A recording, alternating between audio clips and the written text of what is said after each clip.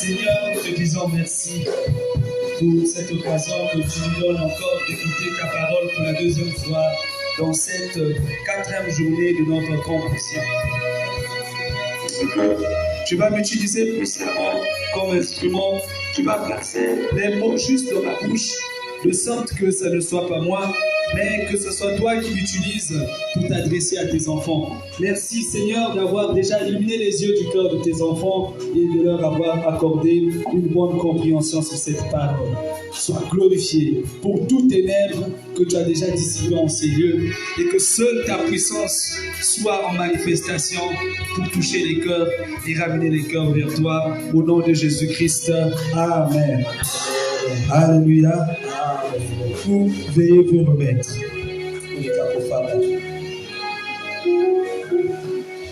Le sous-thème que je vais développer dans cette convention, dont le thème central est marcher en nouveauté de vie.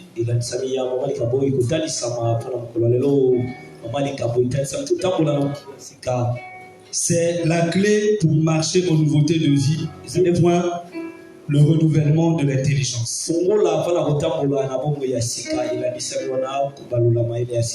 La clé pour marcher en nouveauté de vie, 2 points, le renouvellement de l'intelligence. Alléluia. Alléluia. Amen. Alléluia. Amen. Vous savez, la marche en nouveauté ne vient pas de la volonté humaine ni des bonnes résolutions.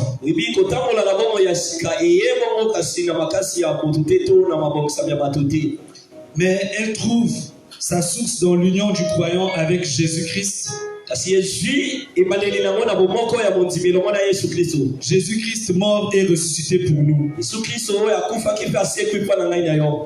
C'est parce que Jésus-Christ est vivant que nous avons la capacité de vivre une vie nouvelle.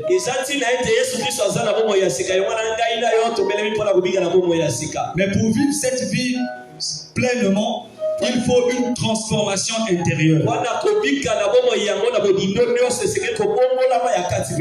Dont nous parlons du renouvellement de l'intelligence.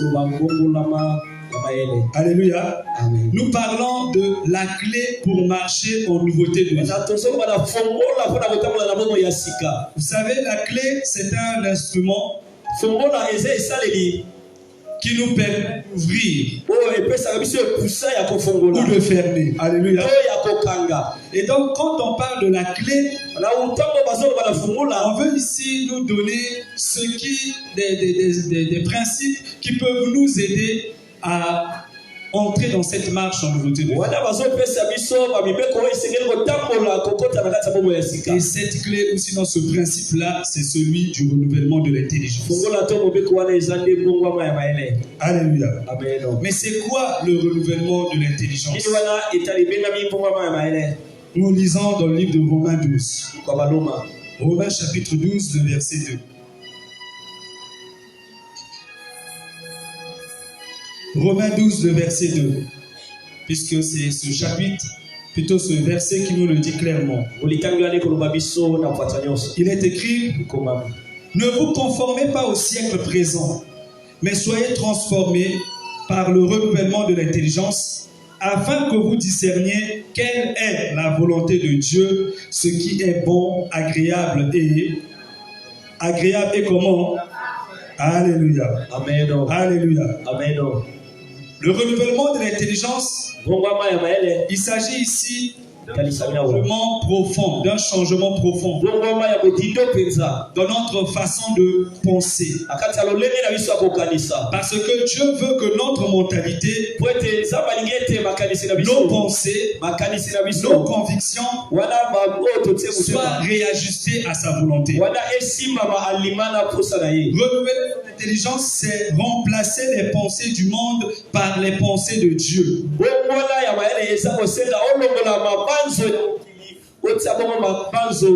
C'est un travail du Saint-Esprit basé sur la parole de Dieu. Et cela est un processus aussi.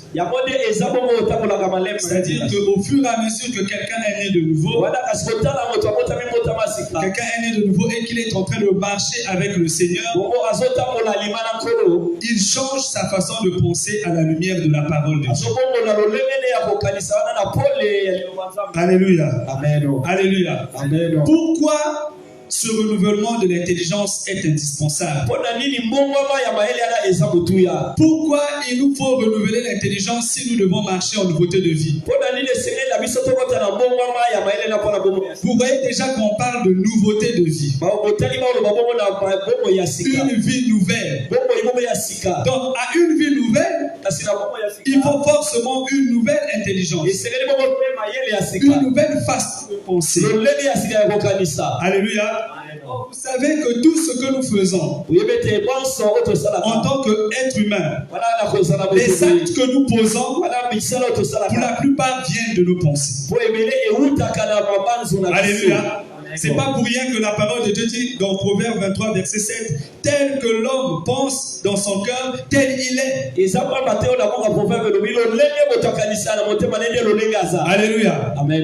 Et ici, de savoir que le renouvellement de l'intelligence est plutôt la marche aux nouveautés de vie.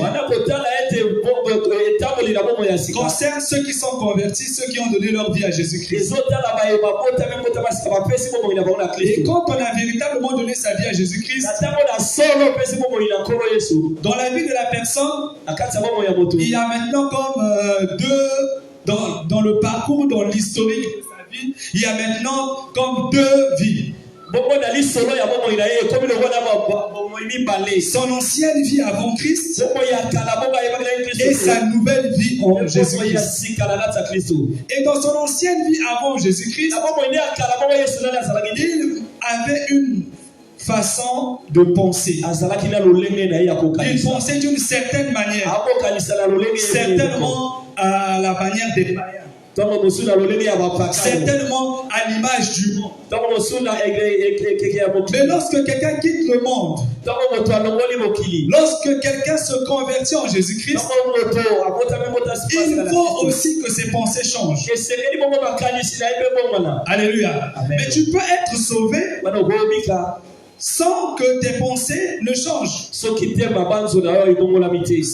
Tu peux être sauvé, mais penser comme le monde. Et c'est ça qui bloque la marche chrétienne.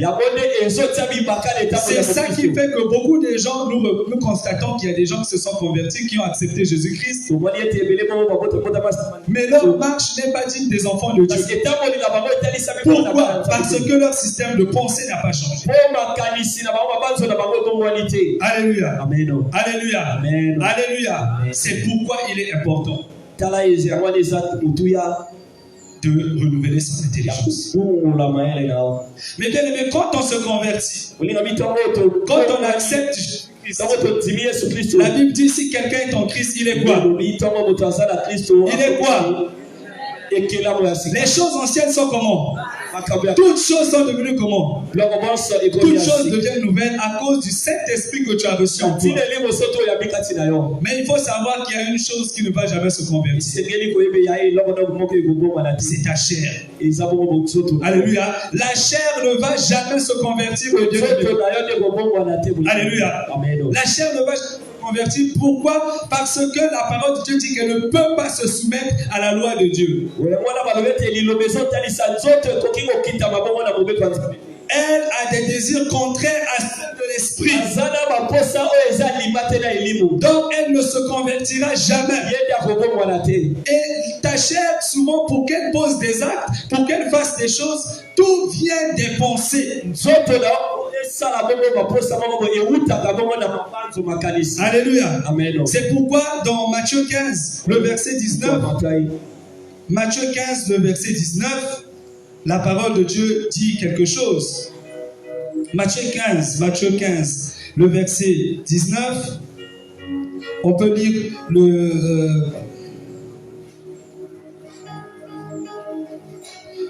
commençons au verset 17. La Bible dit, ne comprenez-vous pas que tout ce qui entre dans la bouche va dans le ventre, puis est jeté où? dans les lieux secrets. Même vous savez c'est quoi les lieux secrets. Je passe. Mais ce qui sort de la bouche vient du quoi? Du cœur. Et c'est ce qui fait quoi? Qui souille l'homme. Car c'est du cœur que viennent quoi? Quoi encore? Quoi encore? Quoi encore? Quoi encore? Quoi encore? Et quoi encore?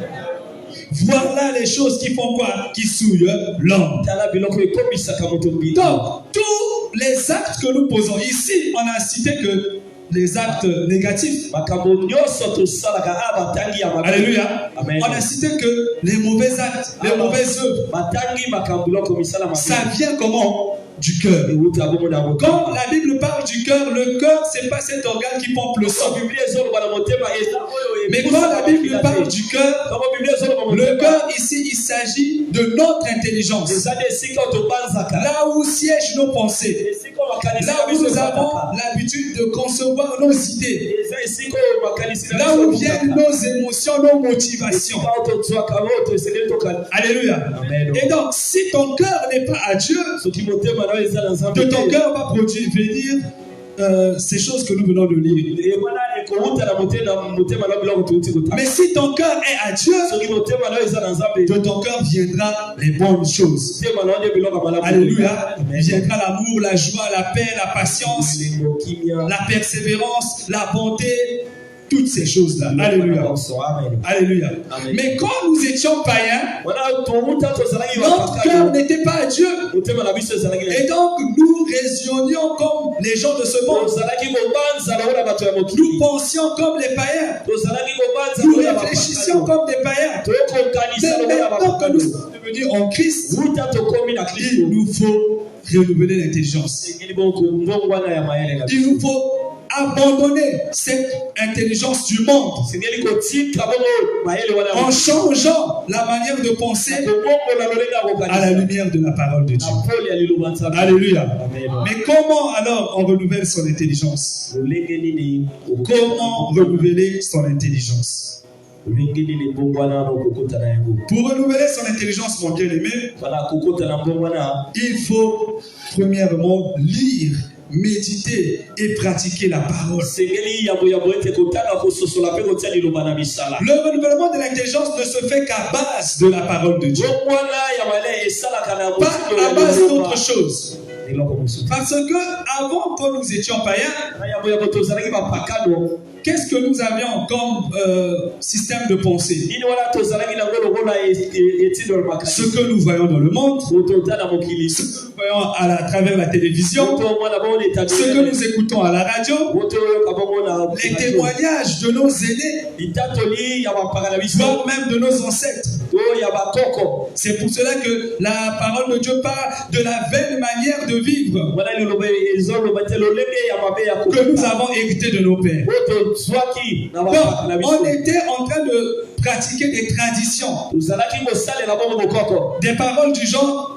C'est comme ça que l'on fait. Quand on est jeune, voilà comment on marche. Un vrai jeune doit faire ceci. Un vrai homme, il doit faire ça. Une vraie femme, elle doit être ceci. Elle doit s'habiller de cette manière.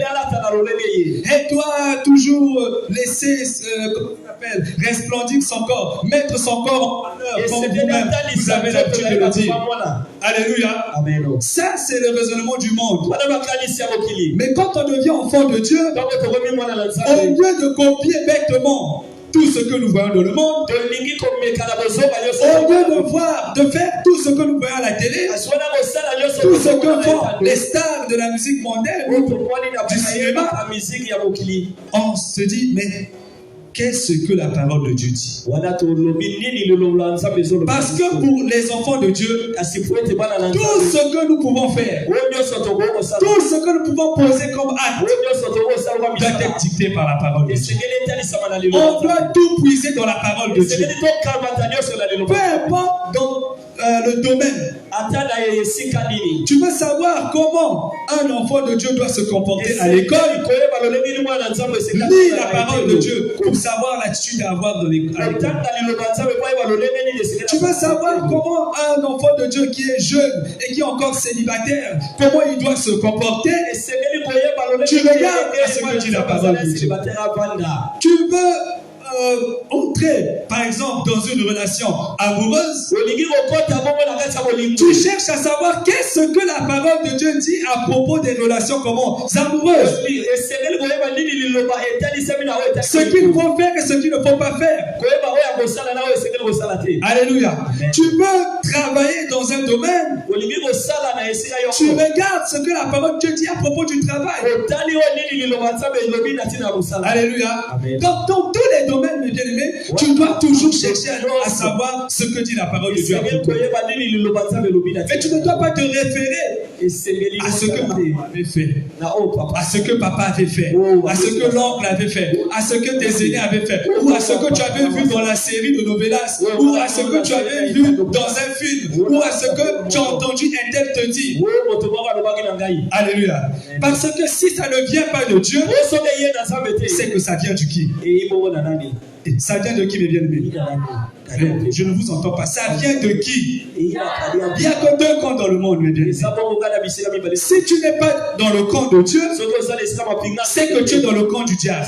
Si tu ne choisis pas le modèle de vie de Dieu, c'est que tu choisis le modèle de vie du diable. Le modèle de vie, le style de vie de Dieu dans la Bible, dans la parole. Et le style de vie du diable, c'est déjà, il n'a pas de Bible. Donc c'est toutes les choses que vous entendez du genre, c'est à la mode. C'est comme ça que ça se passe dans le monde. Oh, c'est comme ça qu'on fait. Mais quel est le verset qui dit ça? C'est pas écrit. Est-ce que la Bible en parle? Non. Mais c'est venu d'où? Non, en Amérique, dans tel film, dans ceci, dans cela, mes bien-aimés. Ça vient du diable, ça vient du diable, ça vient du diable. Alléluia. Amen. Et donc, si toi, au lieu de consulter la parole de Dieu, tu te bases dans ce que tu vois, dans des films qui ne sont pas chrétiens, qui n'ont rien à voir avec la Bible, tu es déjà en train d'emprunter le chemin du diable. Et le chemin du diable va t'amener à l'échec. Le chemin du diable va t'amener à des déceptions. Ça va t'amener dans des problèmes. Et deux fois, tu ne pourras même pas t'en sortir. Alléluia. Amen. Donc, il nous faut lire la parole de Dieu. En tant qu'enfant de Dieu, si tu veux savoir comment ça se passe, qu'est-ce qu'il faut faire, lis la parole de Dieu. Cherche à avoir l'opinion de Dieu dans chaque sujet. Dans chaque sujet. Nous avons toujours l'opinion des hommes. Nous avons toujours l'opinion du monde. D'autres vont même sur Internet pour chercher. Vous allez retrouver les opinions des hommes, des gens qui ont écrit des articles. Mais qu'en est-il de l'opinion de Dieu? C'est l'opinion de Dieu qui va bâtir ta vie. C'est l'opinion de Dieu qui va t'aider à être une personne solide. C'est l'opinion de Dieu qui va t'aider à bâtir ta vie. La Bible dit que celui qui entend la parole et qui la met en pratique est semblable à un homme qui a bâti sa maison sur quoi? Sur le roc. La pluie est venue, les torrents sont tombés, mais cette maison ne sait pas comment ébranler. Alléluia. Mais le fou ou l'insensé, c'est celui-là qui écoute la parole et qui ne la met pas en pratique. Il est semblable à celui qui bâtit sa maison sur quoi? Sur le sable. Et la pluie est arrivée. Les torrents sont tombés dessus. Et la maison, qu'est-ce qui s'est passé? Elle s'est écroulé. La maison ici, il s'agit de ta vie. Il s'agit de ton avenir. Oh, le jeune, c'est une personne qui n'est pas encore avancée en âge. Et qui a un avenir à bâtir. Qui a une vie à construire. Mon bien-aimé, je ne suis pas en train de jouer. Mon bien-aimé, ce n'est pas des blagues. Tu veux bâtir ton avenir. Tu veux bâtir ta vie. Tu veux réussir ta vie. Cesse de suivre ce que le monde te dit.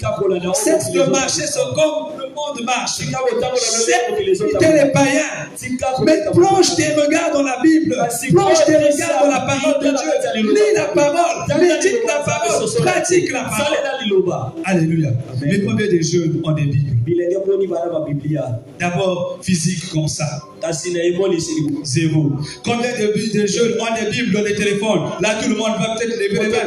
Mais combien lisent la Bible? Alléluia. Amen. Il y en a même qui n'ont pas de Bible. Ou quand ils veulent télécharger des applications, c'est la Bible qu'ils suppriment dans leur téléphone. Parce que ça consomme l'espace soi-disant. Quel espace? Alléluia. Amen. Tu arraches le livre de vie dans ton téléphone, dans ton smartphone. Alléluia. Amen. Or, la parole Dieu déclare. Permettez-moi de vous lire ça dans Osée, chapitre 4. Le verset 6, le verset que nous lisons souvent, mais que nous ne lisons pas en entièreté. Nous connaissons, nous pouvons reciter ça, mais nous lisons qu'une partie du verset. Osée 4, le verset 6, il est écrit, mon peuple est comment? Lisez avec moi. Mon peuple est comment? Pourquoi? Tout le monde s'arrête ce mot-là. Mais il faut lire la suite. Puisque tu as rejeté la connaissance, je ferai quoi? Je te rejetterai et tu seras dépouillé de mon sacerdoce. C'est-à-dire que tu seras privé de me servir. Tu n'auras pas le droit de me servir. Mais combien nous avons même des serviteurs dans l'église, des chantres, des protocoles qui servent Dieu dans l'église, mais qui ne connaissent rien de la parole de Dieu. Alléluia. Et après, c'est des scandales dans l'église. Et après, vous voyez la personne qui chantait dans 2 matins, elle se retrouve enceinte. Dans 2 matins, il chantait, il a crossé là-bas. Dans 2 matins, il chantait, il faisait ceci, et il a eu un problème, on l'a mis même en prison. Alléluia. Pourquoi? Parce qu'il ne connaît pas la parole de Dieu. Alléluia. Et ce n'est pas de Dieu. Il faut d'abord apprendre à connaître Dieu avant de le servir. Alléluia. Et la Bible dit encore, puisque tu as oublié la loi de ton Dieu, je ferai quoi? J'oublierai aussi tes enfants. Il y en a ici qui sont déjà des mères. Mais si tu oublies la parole de Dieu, Dieu aussi va oublier ton enfant. Alléluia. Amen. Pour renouveler son intelligence, il faut rejeter les raisonnements contraires à Dieu. Ne pas tolérer les pensées charnelles. Il y a tellement de raisonnements dans le monde. Alléluia. Amen. Il y a tellement de faux raisonnements dans le monde. Et vous connaissez ces raisonnements. Alléluia. Amen. Il y a des jeunes filles qui ne veulent plus travailler, qui ne veulent pas fournir des efforts à l'école. Pourquoi? Parce qu'elles pensent qu'elles vont seulement être dans un foyer. Leur espoir, c'est de tomber sur quelqu'un qui a de l'argent. Qui a de l'argent. Et il y en a qui entrent dans les relations des petits copains, des petites copines, pas parce qu'ils aiment la personne, mais parce qu'elles s'attendent à l'argent. J'ai entretenu une sœur il n'y a pas longtemps. Je l'ai rencontrée quand nous étions en mission à Djambala. La fois passée, je parlais avec elle dans le bureau. Il y a le frère Osée qui était là. Après avoir suivi cette convention, puisque nous avons donné le même thème là-bas,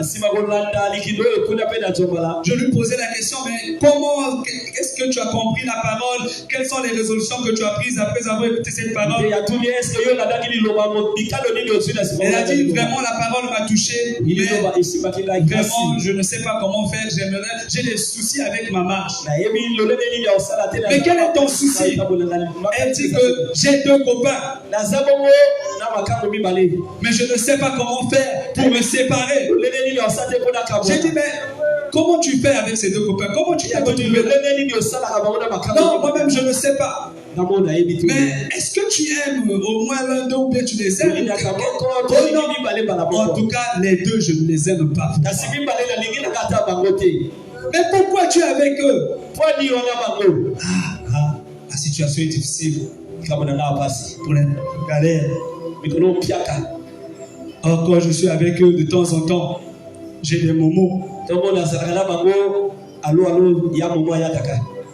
Alléluia.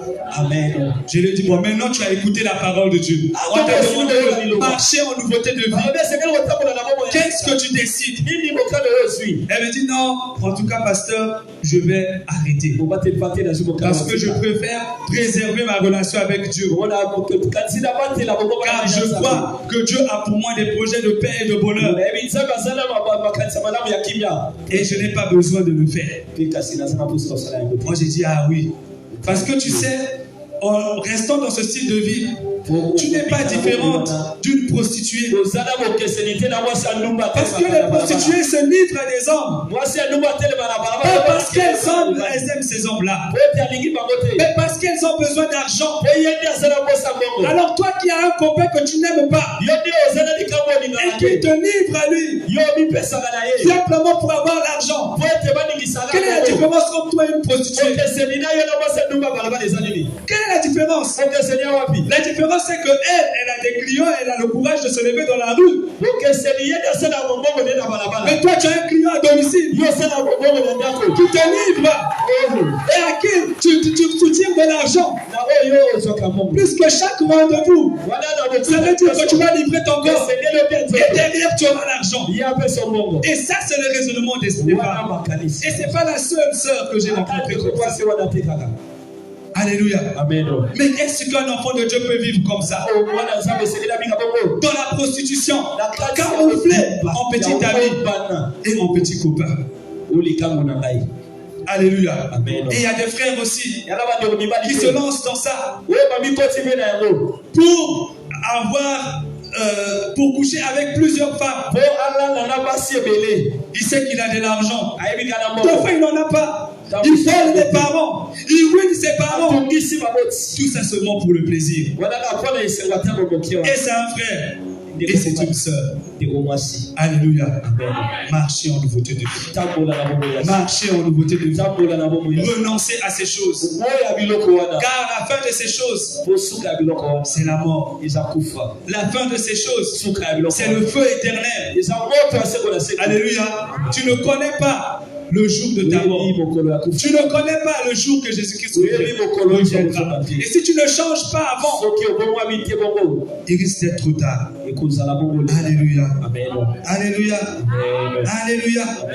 Et pour marcher en nouveauté de vie, il te faut chercher, choisir des relations qui t'élèvent spirituellement. Il faut choisir des relations qui t'élèvent spirituellement comme on nous l'a déjà enseigné.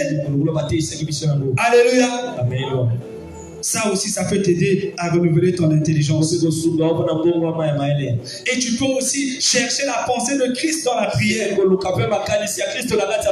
Chercher la pensée de Jésus-Christ dans la prière. Devant un problème, devant une situation, devant les tentations, tu peux aller dans la prière parler à Dieu.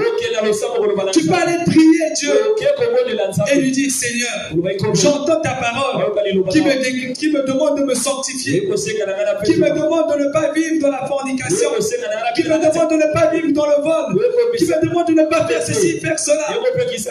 Mais je n'arrive pas.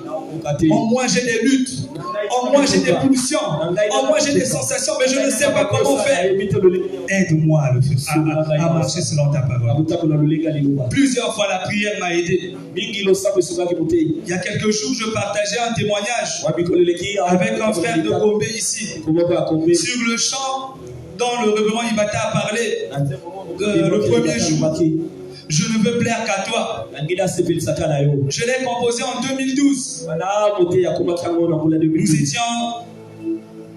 J'avais été recruté à la DGAE, la Direction Générale des Affaires Électorales, pour aller faire la revue des listes électorales dans le pool, précisément à Mayama. Et j'avais été pris comme opérateur de saisie. Nous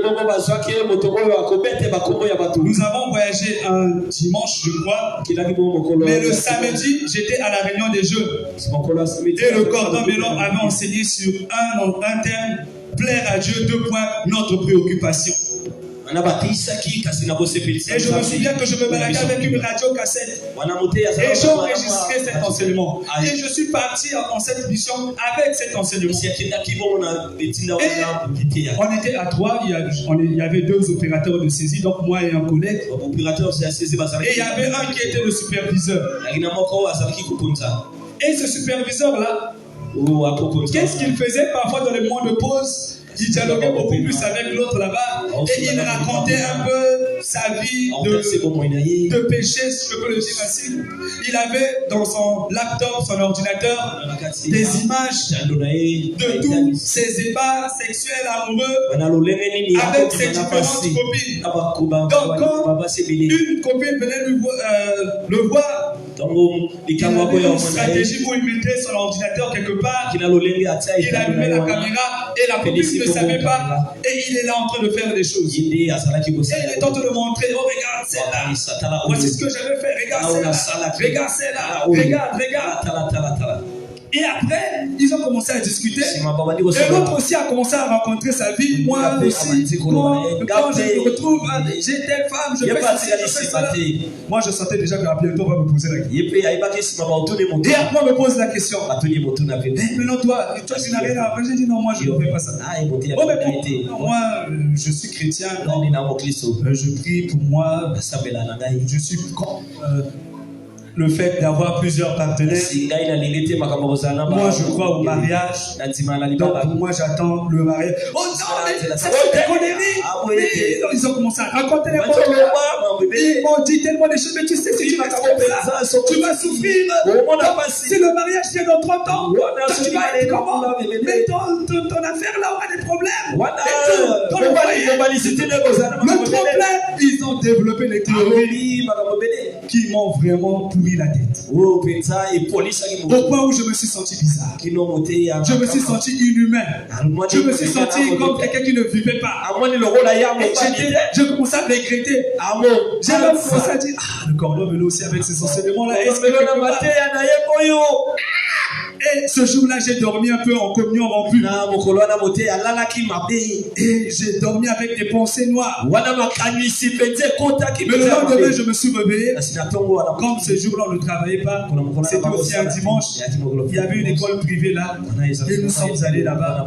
Comme c'était les congés de Pâques, donc il n'y avait pas d'élèves. Je suis allé là-bas seul. J'avais ma Bible. J'avais la radio. Et j'étais là, j'ai commencé à parler à Dieu, à dire, mais Seigneur, moi aussi je suis un homme. Je ne peux pas continuer à rester comme ça.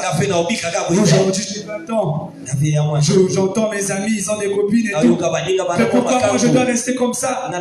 Pourquoi moi je dois rester comme ça? Est-ce que eux qui font ça, ils sont morts? Est-ce que eux qui font ça, ils ne sont pas des gens? Ils partent aussi à l'église. Même dans notre église aussi, il y a des frères qui font ça. Pourquoi moi je dois rester comme ça? Alléluia. Mais le Seigneur m'a dit, qu'est-ce que tu es sur le point de faire? Toi, tu vis pour qui? Tu vis pour qui? Et tu veux vivre pour qui? Qui a créé le corps? Qui a créé l'être humain? Ne crois-tu pas que je suis capable de discipliner ton corps? Ne crois-tu pas que je suis capable de gérer tes pulsions? Qu'est-ce qu'on t'a enseigné avant de vivre? Plaire à Dieu. C'est ça ta préoccupation. Celui qui n'est pas encore marié, c'est les choses du Seigneur. Des moyens de plaire au Seigneur. Je t'ai dit quoi dans la parole? Il m'a rappelé Romains 12. Je vous supplie par les compassions de Dieu à offrir vos corps comme des sacrifices vivants, saints et agréables à Dieu. Ce qui sera de votre part un culte commun, raisonnable. Ne vous conformez pas au siècle présent. Il me dit, ça c'est le siècle présent. Ça c'est le raisonnement du monde. Ça c'est le raisonnement du monde. Tu ne dois pas suivre ce raisonnement. Quand tu es un enfant de Dieu, tu ne peux pas penser comme ça. Arrête ta tête, mon fils. Je suis resté calme. Et pendant que je suis resté calme, j'entends cette mélodie. Et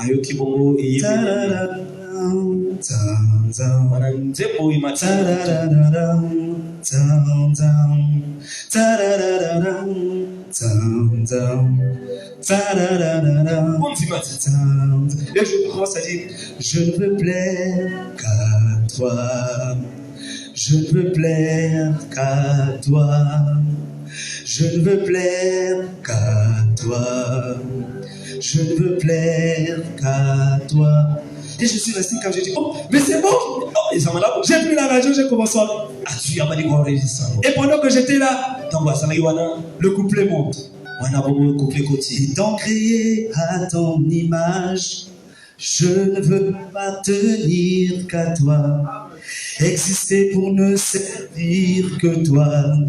Adonai, le Dieu suprême, malgré les tentations de ce... Quand je parlais de malgré les tentations de ce monde, je faisais allusion à ce que mes amis racontaient.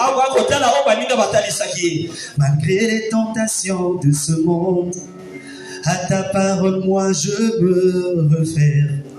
Pour moi, tu es tout ce qui peut de ma vie, un vrai bonheur, comme un vaste honneur. Moi, je viens à toi afin de t'être utile, pour te servir et être propre à toute bonne œuvre. Yeah, je ne veux plaire qu'à toi. Je ne veux plaire qu'à toi. Je ne veux plaire qu'à toi. Je ne veux plaire, oui Seigneur, je ne veux plaire. Je ne veux plaire, Seigneur. Oui Père, je ne veux plaire. Oh, je ne veux plaire. Oui, Père, je ne veux plaire. On peut se lever, mes bien-aimés. Seigneur. Oui, Père, je ne veux plaire. Oh, je ne veux plaire. À l'exemple de Jésus-Christ. Seigneur, je veux plaire qu'à toi. Jésus, s'il te plaît, donne-moi d'être comme le Papa, afin que je sois trouvé digne devant toi. Oh, je veux plaire à toi. Oh, Gaïna Ligé, na sepelisayo. Gaïna Ligé, na sepelisayo. Oh, Gaïna Ligé, na sepelisayo. Gaïna Ligé, na sepelisayo. Na bolege nanga, na sepelisayo. Na mabanzo nanga, na sepelisayo. Na itamboli nanga, na sepelisayo. Gaïna Ligé, na sepelisayo. So Gaïna Ligé, na sepelisayo. Gaïna Ligé, na sepelisayo. Oh, la banzela nangae, na sepelisayo. Oh, la motema nanga, na sepelisayo. Atana balabala, na sepelisayo. Tana kinasi, na sepelisayo. Tana musala, na sepelisayo. Atana balinga, na sepelisayo. Gaïna Ligé, na sepelisayo. Oh, Gaïna Ligé, na sepelisayo. Solo Gaïna Ligé, na sepelisayo.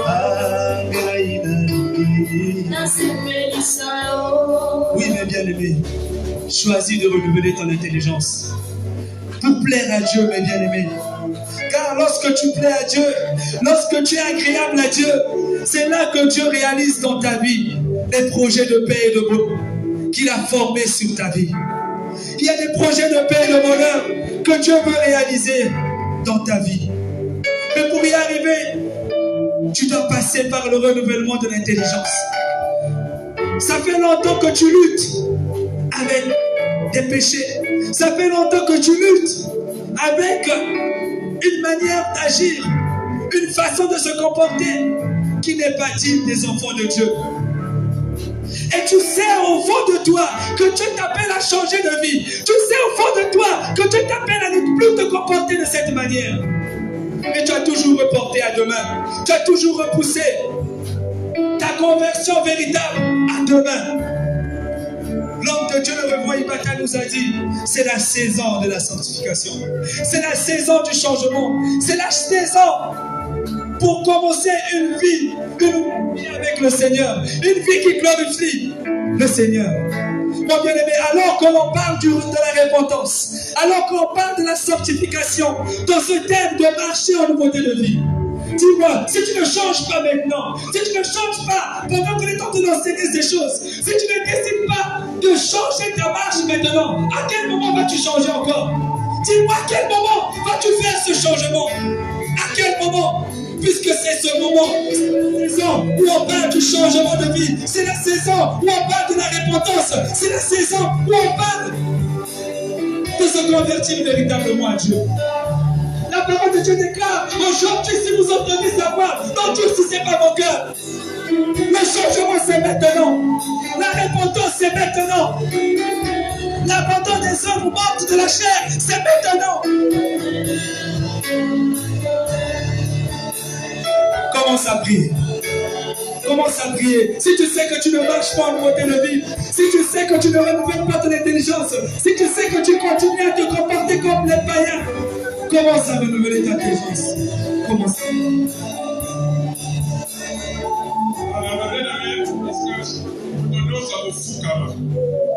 Si tu es seul, tu restes debout. Si tu es seul ou seul, tu restes debout. Mais si tu reconnais que tu es pécheur, tu as des faiblesses jusqu'aujourd'hui, je te demande de te mettre à genoux devant ton Dieu. Devant Jésus-Christ qui a porté sur lui tes péchés. Devant Jésus-Christ qui a porté sur lui tes douleurs. Devant Jésus-Christ qui a porté sur son corps toutes tes faiblesses. Je veux que nous mettons tous, tout le monde. Les instrumentistes, nous tous, mettez les autres son nom, nous nous mettons tous à genoux, s'il vous plaît.